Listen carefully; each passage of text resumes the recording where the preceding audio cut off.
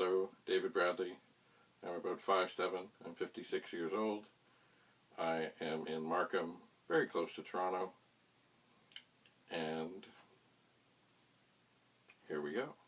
Let's talk about Sue Johanson. Looking back to, I can't remember the first time I saw her on television, but it was through her call-in show. And the thing that really inspired me was she was so open, so honest, so just matter of fact, okay, well, hang on, let's get out the butt plug, let's get out the lube, lots of lubrication. I remember how many times she said, or I don't remember how many times she said that. So mostly I saw her on her television show with people phoning in, and her sitting there at her desk with her various accessories and toys and cock rings and vibrators and all kinds of things. She even made it onto David Letterman, it seems. When I first saw her, I would have been in Toronto. I was probably living at home, or my brother and I were minding my grandmother's house. So it was probably at the time I was, 18, 19, 20 or so, thereabouts. Did I ever call the show? I think I tried, but I could not get through.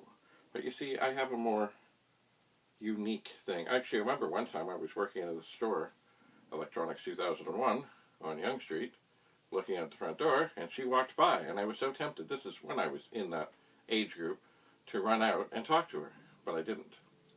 It was years later, when I worked at a school in Toronto, which happened to be Lawrence Park Collegiate Institute, that it ended up, her granddaughter went to the school, and I knew her quite well, and her circle of friends, and but I didn't know immediately until one day I was out in the parking lot when there was Sue Johanson, and I said, Sue, because that's her name,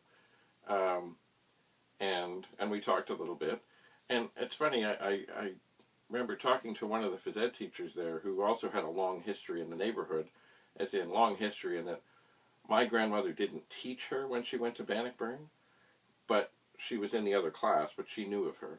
But anyway, apparently this lady, Miss Archibald's father, had first hired Sue as a public health nurse in North York. Anyway, I digress. So we talked a little bit, and she never ever did a show at Lawrence Park Collegiate, or like an assembly, but she was scheduled to, but something got in the way. But I'm sure it would have been fabulous.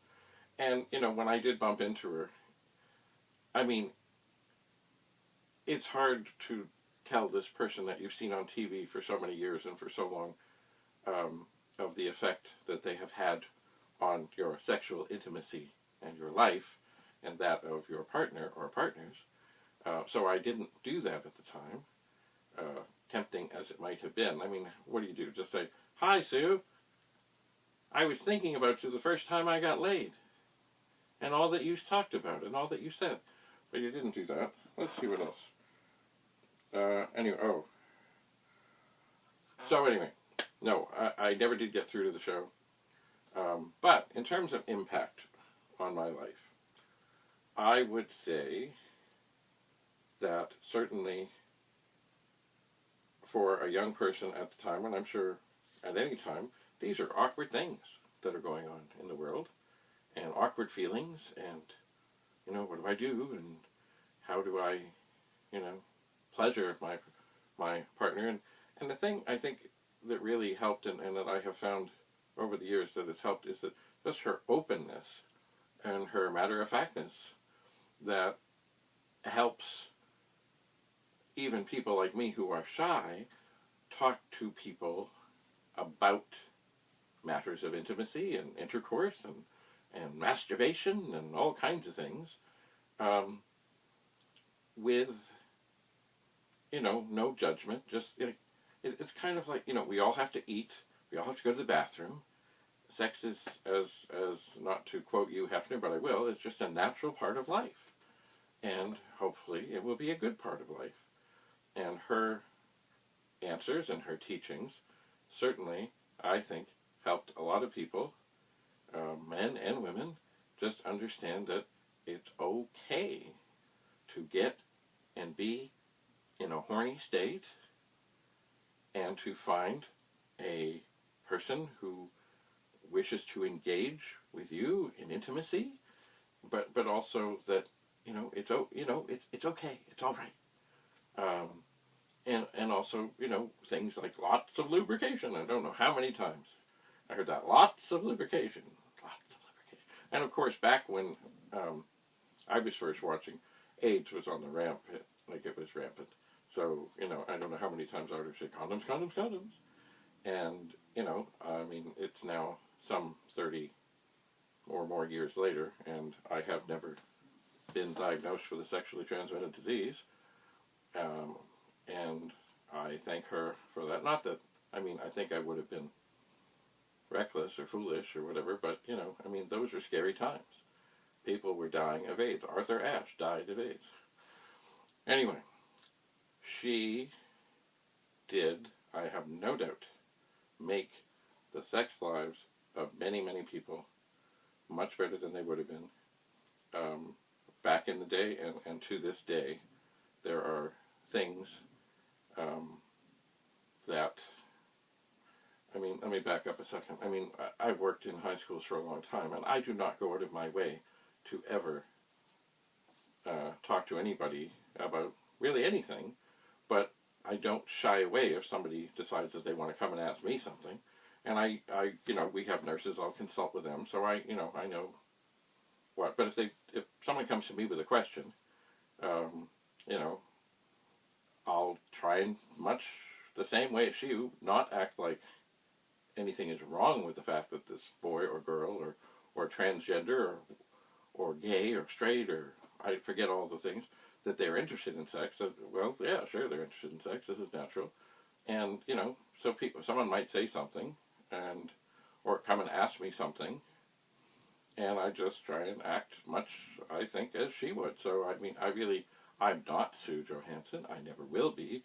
But I would like to think that in a lot of the ways that I interacted with the young people of today, no matter what they were asking about, I mean, I did not get asked very much or very often about matters of a sexual nature. But in terms of just when people came up and asked for advice about all kinds of things, regardless of whether it was about a sexual matter or not, I would just, oh, okay, well, let's see, let's just talk about it and figure it out.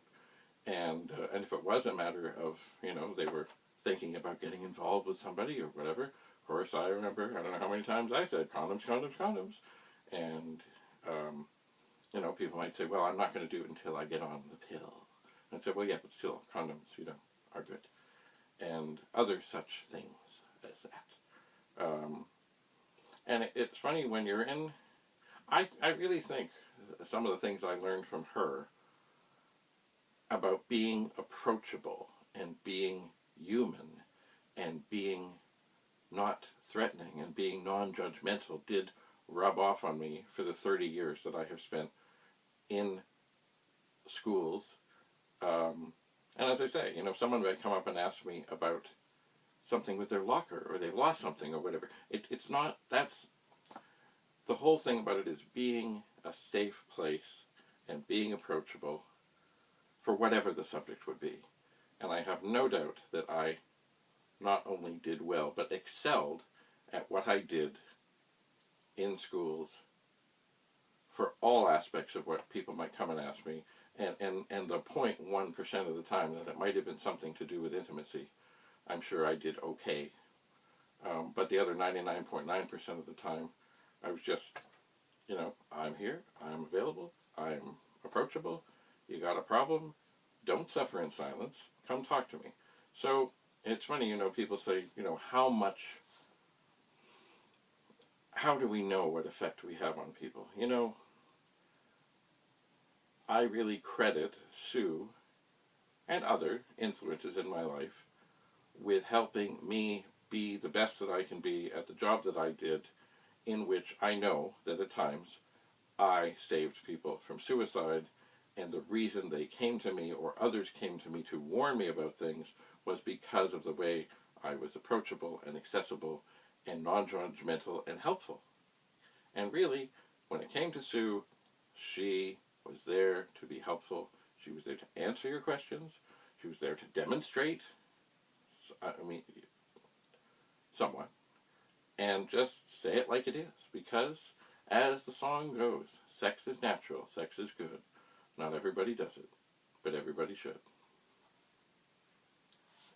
Thank you, Sue Johanson. You inspired millions and millions of people. And that's all I have to say about that. David Bradley, signing off.